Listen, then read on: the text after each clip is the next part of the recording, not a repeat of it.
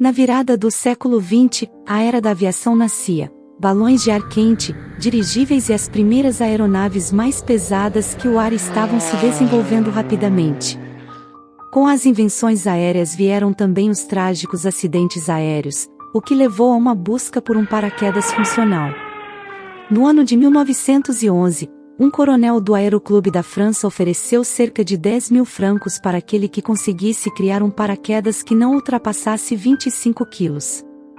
Foi então que o alfaiate Franz Reichelt decidiu criar seu protótipo, e para provar sua eficiência, convocou amigos, jornalistas e cinegrafistas, subiu a Torre Eiffel e pulou.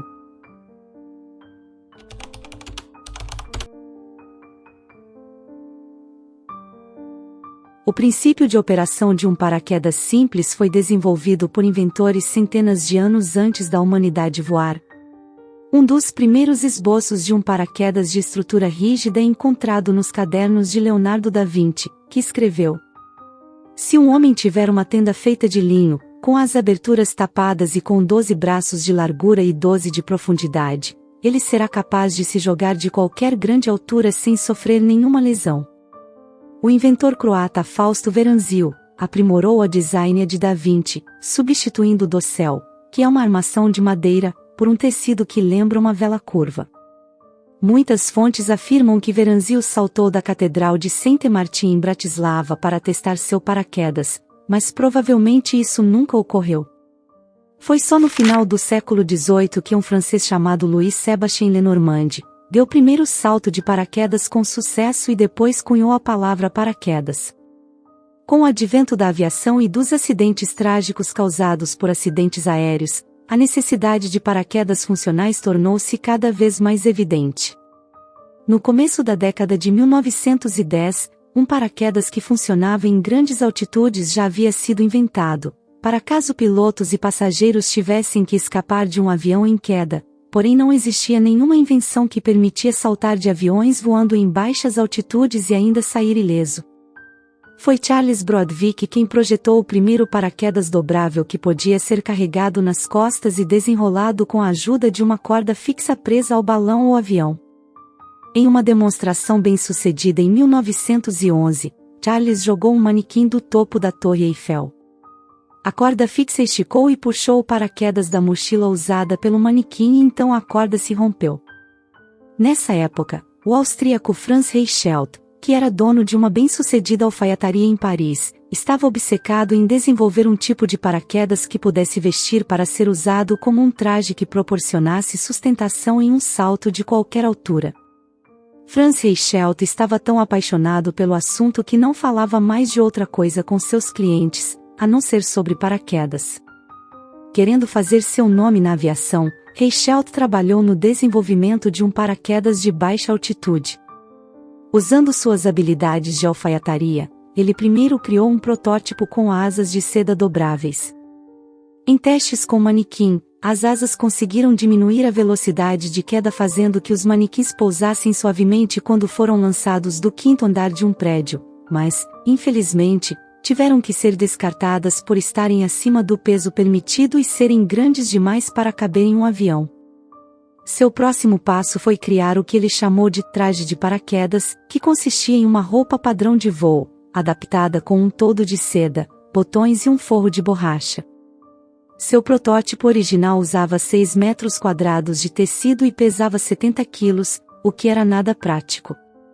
Ele apresentou seu projeto no Aeroclube da França, para a principal organização aeronáutica, na esperança de que eles o testassem, mas eles rejeitaram seu projeto alegando que a construção do dossel era muito fraca e tentaram convencê-lo a gastar mais tempo no desenvolvimento.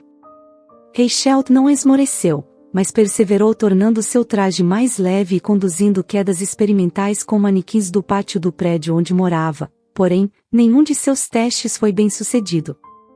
Em 1911, um coronel do Aeroclube da França ofereceu cerca de 10 mil francos para quem conseguisse criar um paraquedas que não ultrapassasse 25 quilos, o que motivou mais ainda Reichelt a provar o valor de sua invenção. Como o protótipo de Reichelt ainda excediam em muito peso atribuído, ele trabalhou para refiná-lo, conseguindo finalmente reduzir o peso do seu traje para menos de 25 quilos, ao dobrar a área de superfície do material usado. Seus testes, porém, continuavam não tendo sucesso, pois seus manequins caíam como pedras no chão. Apesar disso, o próprio Reichelt chegou a saltar para testar seu protótipo. Na primeira tentativa ele saltou de cerca de 10 metros de altura. O experimento falhou, mas uma pilha de palha o ajudou a escapar de ferimentos graves. Em outra tentativa, ele saltou de 8 metros de altura, o que resultou em uma perna quebrada. No entanto, apesar de suas repetidas falhas, Reichelt se convenceu de que o problema não estava em sua invenção, mas em como ele havia testado-a. Ele acreditava que precisava realizar o teste de uma altura maior, pois isso daria aos flaps do traje mais tempo para se desenrolarem adequadamente. Assim ele decidiu subir mais alto para provar a eficácia de seu paraquedas e ter o sucesso esperado. Reichelt começou a solicitar à polícia de Paris permissão para conduzir experimentos na Torre Eiffel, mas foi rejeitado a cada vez.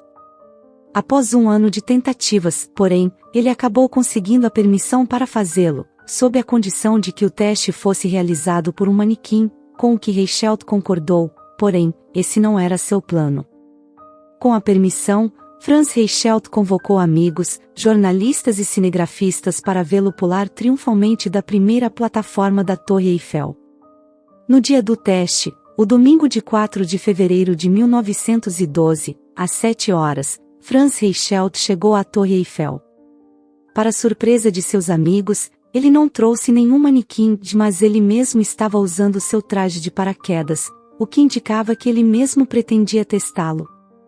Reichelt informou aos jornalistas reunidos que o protótipo final tinha uma área de superfície de 30 metros quadrados, e que pesava apenas 9 quilos, o que era uma grande melhoria em relação aos seus primeiros projetos. Uma grande multidão estava reunida na base da torre para ver, segundo presumiam, um manequim sendo jogado do primeiro andar do imponente marco parisiense. No entanto, quando Reichelt se apresentou vestindo o traje de paraquedas, ficou claro para todos que sua intenção era bem diferente. A determinação de Reichelt em pular causou ondas de apreensão na multidão, pois todo mundo tinha como quase certo que seu salto seria mortal. Reichelt, porém, parecia estar totalmente à parte do pânico geral, estampando felicidade em seu rosto. Os amigos de Reichelt, assim como um segurança que trabalhava na Torre Eiffel, tentaram impedi-lo de pular, mas Reichelt, resoluto, não se deixou mover de seu propósito. Ninguém lhe tiraria a glória de planar suavemente sobre Paris. Questionado se planejava usar cordas de segurança, ele respondeu: "Quero tentar o experimento sozinho e sem truques, pois pretendo provar o valor de minha invenção." Reichelt finalmente começou a subir as escadas da torre.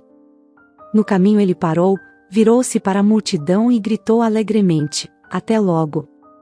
Seus amigos continuaram tentando dissuadi-lo de pular, mas não conseguiram abalar sua determinação. Enquanto a multidão assistia, Reichelt subiu até a primeira plataforma da Torre Eiffel, que tinha um pouco mais de 57 metros de altura. Seus amigos lhe informaram que as condições não eram boas, pois estava muito frio e ventava muito, e um colega paraquedista lhe avisou que seu paraquedas não teria tempo suficiente para abrir, para qual ele respondeu com desdém: "Você vai ver como meus 72 quilos e meu paraquedas darão aos seus argumentos a mais decisiva das negações." Assim, às 8 horas e 22 minutos, Reichelt alcançou a posição do salto. Subindo em uma mesinha ao lado da plataforma, ele rasgou um jornal e estudou a direção do vento. Depois ele olhou para o chão gelado. Então voltou-se para seus amigos e disse: "Até breve." Em vez de se lançar, porém, por 40 longos segundos, hesitou. Depois, finalmente, pulou.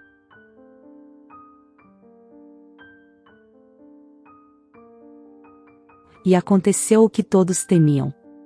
Durante a queda, o paraquedas dobrou em torno de Reichelt, o que fez com que a velocidade não diminuísse, o fazendo cair diretamente para o chão gelado de Paris. Embora a polícia tenha imediatamente corrido para socorrê-lo, o alfaiate de 33 anos já havia sucumbido aos ferimentos. Com o braço e a perna esmagados, a coluna e o crânio quebrados e o rosto ensanguentado, ele foi declarado morto ainda no local. Segundo a imprensa francesa, os olhos de Reichelt estavam abertos e arregalados com uma expressão de terror. O impacto de sua queda foi tão forte que deixou um buraco de 15 centímetros no chão. Ele estava morto, disse um jornal no dia seguinte, e não havia mais nada a fazer a não ser levar para casa o corpo desse inventor que acreditara, apenas alguns segundos antes, finalmente alcançar a fortuna e a glória.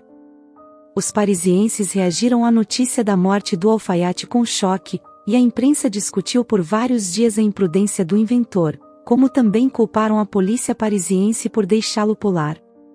O comissário da polícia insistiu que Reichelt não foi autorizado a dar um salto humano, como diziam os jornais, mas que só haviam permitido o experimento porque acreditava que ele usaria manequins. Na verdade, a polícia ficou tão surpresa quanto todos os outros quando ele próprio saltou. Contudo, o mais curioso dessa história é que o impacto não foi o que causou a morte de Franz Reichelt. Segundo a autópsia, o homem sofreu uma parada cardíaca ainda no ar e morreu antes de chegar ao chão. Talvez o aspecto mais trágico da morte de Franz Reichelt, que mais tarde ficou conhecido como o alfaiate voador, seja que ela pode ter sido em vão, pois o alfaiate queria salvar os pilotos com sua invenção, mas não sabia que na Rússia, um inventor chamado Gleb Kotelnikov já havia inventado um paraquedas de mochila em 1911, cerca de um ano antes. Hoje Reichelt não é lembrado por sua invenção que projetou com as mais sinceras ambições. Em vez disso, ele é lembrado por sua imprudência e arrogância. Como Ícaro da mitologia grega, ele acreditava que podia voar, mas como Ícaro, ele voou para a morte.